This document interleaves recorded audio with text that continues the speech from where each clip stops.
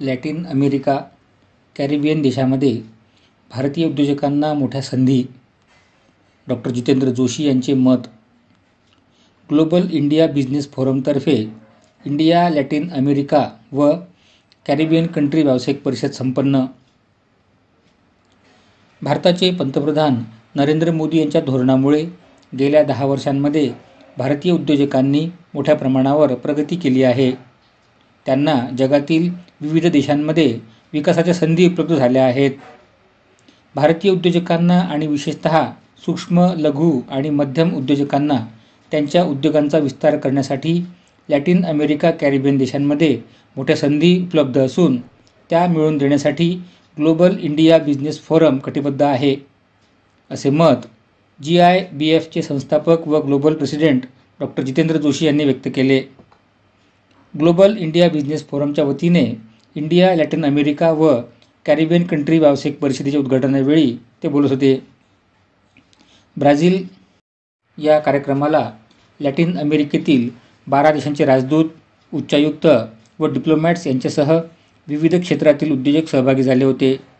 यामध्ये प्रामुख्याने उरुग्वेचे राजदूत अल्बर्टो गुआनी, व्हेनेझुएलाच्या राजदूत कपाया रॉड्रिग्ज गोन्झालेज, मिनिस्टर काउन्सिलर रोजर सेयेदी, क्युबाचे व्यवहार प्रमुख अबेल्ले डिस्पेगन, चिलीच्या दूतावासातील अधिकारी प्रियम अरोरा, कोस्टारिकाच्या व्यवहार प्रमुख सोफिया सालस, एल सॅल्वाडोरचे राजदूत Guillermo Rubio Funes, economic counsellor Steven Ramirez, ब्राझीलचे व्यापार अधिकारी गोपाल सिंग राजपूत, मेक्सिकोचे इकॉनॉमिक्स अँड ट्रेड प्रमोशन प्रमुख डॅनियल डेल्गडो, गयानाचे सचिव केशव तिवारी, पेरूचे trade and tourism counsellor Luis Miguel Cabello यांच्यासह GIBFच्या महासचिव दीपाली गडकरी, ग्लोबल स्टार्टअप संचालक अभिषेक जोशी, मार्केटिंग हेड वैशाली बदले, सल्लागार संजय देशपांडे उपस्थित होते. यावेळी उपस्थित सर्व राजदूतांनी आपल्या देशातील व्यावसायिक गुंतवणुकीच्या संधींविषयी सादरीकरण केले. त्रिनिदाद अँड टोबॅगोचे उच्चायुक्त रॉजर गोपाल ऑनलाईन सहभागी झाले होते. सर्व देशांच्या प्रतिनिधींनी भारतीय उद्योजकांना त्यांच्या देशामध्ये गुंतवणुकीसाठी पोषक वातावरण देण्याचे आश्वासन दिले. यावेळी सर्व देशांच्या पदाधिकाऱ्यांचा सन्मानचिन्ह आणि पुणेरी पगडीतून सत्कार करण्यात आला. या प्रसंगी बिझनेस टायकून मासिकाचे प्रकाशन करण्यात आले. अभिषेक जोशी यांनी स्टार्टअप्सना जगभरामध्ये असलेल्या संधीविषयी मार्गदर्शन दिले. सावनी अधिकारी व ऐश्वर्या जोशी यांनी सूत्रसंचालन केले. दीपाली गडकरी यांनी आभार मानले. Hello, good morning. मी doctor Jitendra Joshi, the global president for organisation called GIBF, global India business forum, जे आता जगातलं सगळ्यात मोठ्या ऑर्गनायझेशन पैकी एक आहे. 97,000 मेंबर असलेलं हे ऑर्गनायझेशन गेले 6 वर्ष अव्याहतपणे प्रयत्न करते की भारताच्या इकॉनॉमीमध्ये आपल्याला काय कॉन्ट्रीब्युशन करता येईल. आणि आपल्याला सगळ्यांना माहिती आहे, MSME sector, micro small and medium सेक्टरचे बिझनेसमॅन जेवढे स्ट्रॉंग होतील तेवढा भारताचा ग्रोथ निश्चित आहे. आणि तुम्हाला माहिती आहे, जगातल्या अशा महत्वाच्या कंट्री जिथे MSME ला जेव्हा सपोर्ट केला गेला तेव्हा डेफिनेटली त्या कंट्री डेव्हलप्ड कंट्री झाल्या. आणि आपल्याकडे चांगली उदाहरणं आहेत, जर्मनी सारख्या कंट्रीची, इव्हन चायना सुद्धा. आणि ग्लोबल इंडिया बिझनेस फोरम गेल्या 7 वर्षामध्ये आम्ही जवळजवळ 134 कंट्रीशी जोडले गेलो. त्याच्यामध्ये लॅटिन अमेरिकेचे कंट्री असतील, आफ्रिकन कंट्री असतील, साऊथ ईस्ट एशियन कंट्री आहेत, USSR मधनं फुटून निघालेल्या 15 ज्या सेंट्रल एशियाचे कंट्री आहेत, रशिया आहे, गल्फ कंट्री आहे. या सगळ्या कंट्रीमध्ये जे अपॉर्च्युनिटी आहेत वेगळ्या सेक्टर मधल्या, ते दाखवायचं काम ग्लोबल इंडिया बिझनेस फोरम अव्याहतपणे गेले 7 वर्ष करते. आणि या माध्यमातून आम्ही आतापर्यंत 100 कंट्रीच्या काउन्सिल ओपन केल्यात. त्याचा मेन उद्देश हा आहे की प्रत्येक कंट्रीची जी अपॉर्च्युनिटी आहे ती आपल्या वेगळ्या बिझनेसमॅनला व्यवस्थितपणे आम्हाला दाखवता यावी. नमस्कार, मैं Abhishek Joshi, global startup coordinator, global India business forum. आज global India business forum India के और दुनिया के सबसे बड़े फास्टेस्ट ग्रोइंग बिजनेस फोरम में से एक है. एज ए स्टार्टअप के तौर पर आज 10 साल पहले जब इंडिया में 2014 के पहले 350 स्टार्टअप थे, वहां से हम आज 1,25,000 से ज्यादा स्टार्टअप्स की जर्नी हम आज पार करते हुए आए हैं.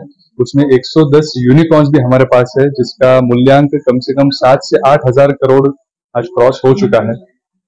तो मैं एक ही चीज बोलूंगा कि आज प्रधानमंत्री नरेंद्र मोदी जी के टेन्योर में एक स्टार्टअप की या उद्योजकता की भावना आज अपने बिजनेसमैन में तो आ गई है, तो यही बिजनेसमैन को आज ग्लोबल लेने की जिम्मेदारी आज ग्लोबल इंडिया बिजनेस फोरम बड़े बड़े पैमाने पे आज कर रहा है, करते रहने वाला है।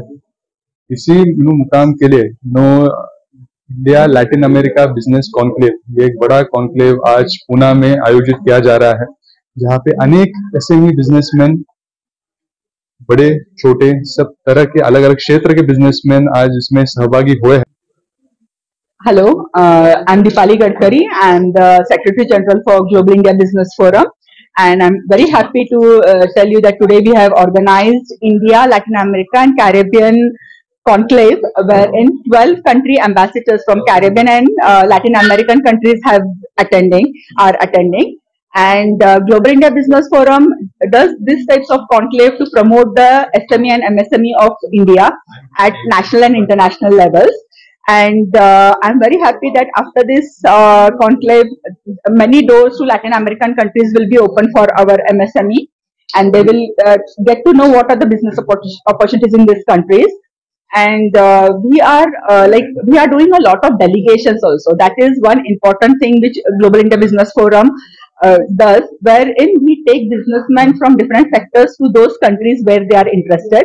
And these delegations, when they meet the industry ministers, the ministers in those countries, that is a very potential thing which encourages businessmen from India. Thank you so much. Over this global initiative to expand the relationship between Latin America and India, I very much encourage and felicitate, congratulate their organizers.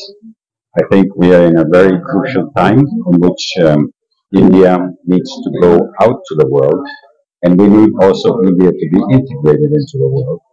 And that is a matter that it's very important to realize that, for example, connectivity is something that is not very good between our continents. That's something we have to improve.